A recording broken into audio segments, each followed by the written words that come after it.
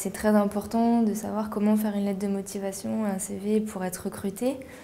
On sait en plus qu'il y a beaucoup de candidatures, peu de postes disponibles et il faut réussir à se démarquer tout en restant dans les normes.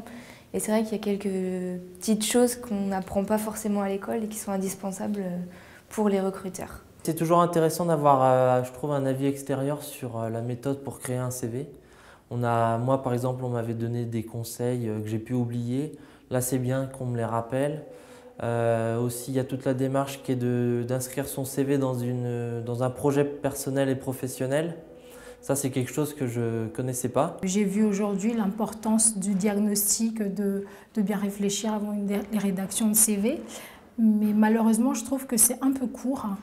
Et ça sera bien si dans l'année, on peut assister à plusieurs formations de ce genre. Au-delà du plébiscite, ces étudiants disent bien que la formation dispensée par la SCAP est utile, voire nécessaire. Il faut dire que les modules sont pensés et construits au cordeau.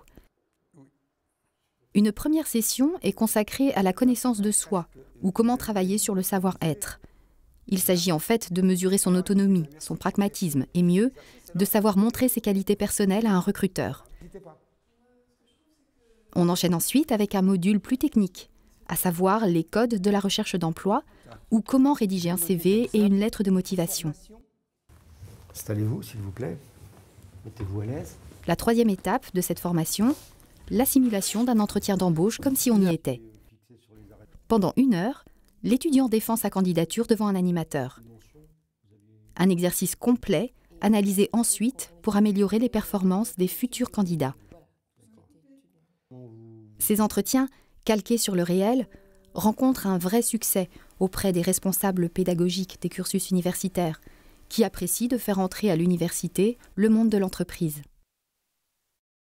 Le grand intérêt de la SCAP, c'est qu'au-delà de la formation en classe sur le CV et les lettres de motivation, elle offre aux étudiants des simulations d'entretien. Et ça, c'est vraiment un plus par rapport à toutes les autres formations, puisque depuis, on a développé au niveau de la faculté des interventions sur les CV, les lettres de motivation, ce qui fait que maintenant les étudiants en licence ou en master, en master 1, ont déjà des petites formations là-dessus. Et ce qui est le plus de l'association, et c'est pour ça que je fais toujours appel à la SCAP, c'est leur simulation d'entretien. Il y a 7 ans, nous allions créer notre licence professionnelle, donc intitulée Production industrielle, et dans laquelle, comme dans toute formation, il y a un module dédié à la communication, expression-communication. Mais on ne souhaitait pas seulement faire que de la communication et de l'expression. On souhaitait aller un petit peu plus loin, puisque à l'issue de notre formation, les jeunes diplômés vont dans le monde du travail. En principe, ils ne poursuivent pas leurs études, donc il était bien de pouvoir leur donner les outils pour aller se présenter devant un responsable des ressources humaines. Depuis une dizaine d'années, les animateurs de la SCAP travaillent avec les établissements universitaires rennais, les facultés de droit, de sciences économiques, des sciences, l'IUT de chimie ou encore l'IGR. Pour Jacqueline Langot, à l'initiative de cette formation, intervenir à l'université apporte un complément significatif aux études supérieures. J'ai appartenu au milieu universitaire. Quand nous rentrons dans l'université, nous y faisons notre carrière. Nous rentrons par concours.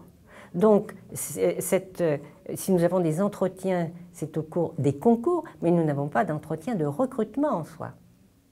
Et ça échappe à l'université. Ils n'en voient pas tellement l'intérêt. Or, on s'aperçoit qu'en fait, l'université est concurrencée par des écoles, et la différence entre les deux, c'est pas souvent sur la formation, mais sur les réseaux, la préparation à l'entrée sur le marché du travail. Et cet accent-là, si vous voulez, n'est pas suffisamment marqué dans l'université.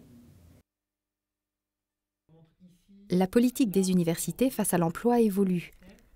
On assiste à la fois au développement d'une attention toute particulière portée à l'insertion professionnelle des étudiants et à une plus grande collaboration avec le monde de l'entreprise.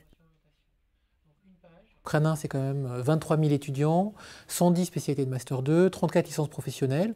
Et donc, chaque fois dans ces formations, nous souhaitons renforcer l'insertion professionnelle.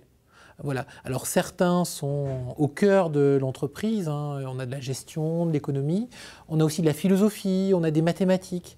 Et donc notre enjeu à nous, c'est d'accompagner toutes les formations vers l'emploi. Et dans ce cadre-là, oui, l'ASCAP nous aide parce qu'il y a besoin, y compris pour des filières qui peuvent être très tournées vers la recherche fondamentale, ou donc je prenais le cas de la philosophie, et bien pour ça, effectivement, l'ASCAP est un partenaire qui va nous permettre d'accompagner donc les étudiants vers l'emploi. Transmettre leur expérience aux jeunes générations est l'essence même de cette association. Une expérience de l'entreprise et du domaine des ressources humaines à partager pour préparer l'avenir.